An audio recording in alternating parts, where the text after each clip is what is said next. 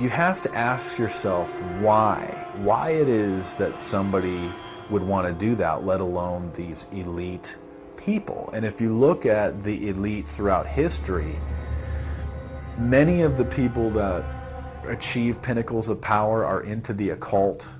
They seek a supernatural way to gain power.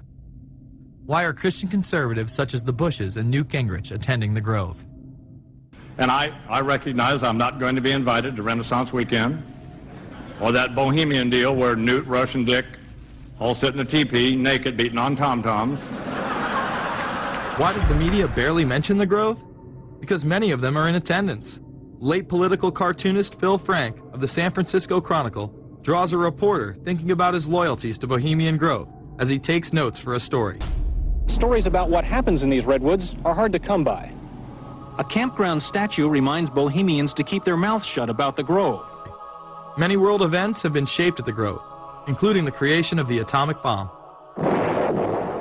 Discussions at the Grove in the 1930s helped lead to the development of nuclear power and the atomic bomb. Every Republican president since Calvin Coolidge has been a member, as well as many Democrats, including Jimmy Carter. If you look at the membership lists of the Bohemian Grove and the Council on Foreign Relations, the Bilderberg Group, a lot of the key level people are overlapping and are involved in numerous groups. In addition to pagan rituals that take place there, this all-male club also deals with darker themes through the plays Montezuma, which feature Aztec human sacrifice, and Faust, which feature Mephisto. Some of these plays are disturbingly flamboyant. Many of the elitists have a penchant for cross-dressing and singing show tunes. Perhaps that is why much of the all-male staff also happen to be homosexuals. Well, each year, many of them seem to have a stunt or try to come up with a stunt. Last year, in 1980, the popular button was Free the Fortune 500. Bohemian Grove that I attend one time at a time. It is the most faggot goddamn thing you will ever imagine. In 2004, the New York Post reported that gay porn star Chad Savage would be servicing moguls at the Bohemian Grove. In recent years, several politicians have been outed in scandals, including Senator Larry Craig, who tried to solicit sex from an undercover officer in 2007. Even more shocking, it was revealed in 2004 that right-wing blogger James Guckert, who had unprecedented access to the White House during the Iraq War, was actually Jeff Gannon, a madam and male prostitute for MilitaryStuds.com.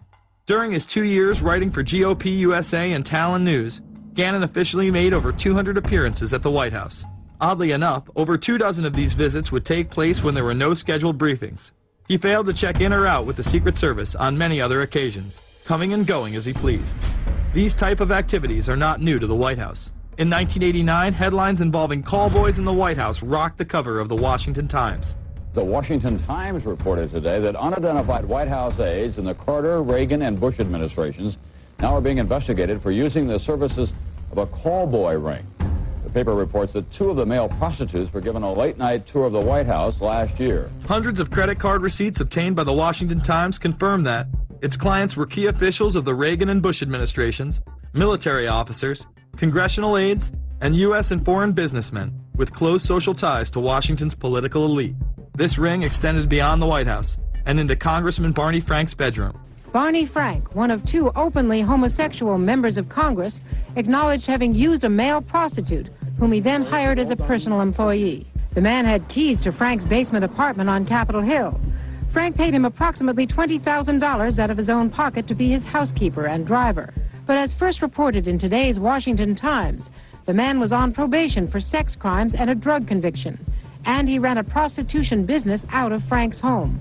Although Frank tried to claim ignorance, Stephen Goby, the prostitute in question, claimed that Frank was completely aware of what was going on and was even receiving free and discounted sexual services. The fix seemed to be in.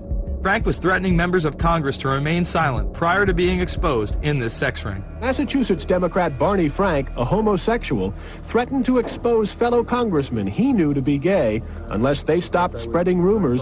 Questions stopped and Frank walked away with a slap on the wrist. Some members of the Ethics Committee were disgusted. Do we tolerate, do we condone a member of this body who knowingly permits a house of prostitution to be operated out of his residence. You have just heard one of the most edited, selective garbage that has ever been put forth, in my opinion, in this House. Again, we see people of the highest levels of power involved in the most repulsive and decadent of crimes. They couldn't care less about the code of conduct that's taught in all major religions about treating others the way that you want to be treated. And then they masquerade, they put this false front on that they're like everybody else, because your average person wants to do right, believes in some sort of a karma, believes in some sort of a divine justice in the universe. And so these people need to put on this front that they're like the average Joe in middle America, that they go to church every once in a while, and that they believe in an afterlife and a divine justice. And so they have to put on this front that they're like everybody else in order to get elected and to be accepted and to not have people look at them suspiciously, because if somebody goes around and openly admits that they were an atheist or that they were of some obscure religion, people aren't going to throw their support behind them as much, and they're not going to trust them as easily.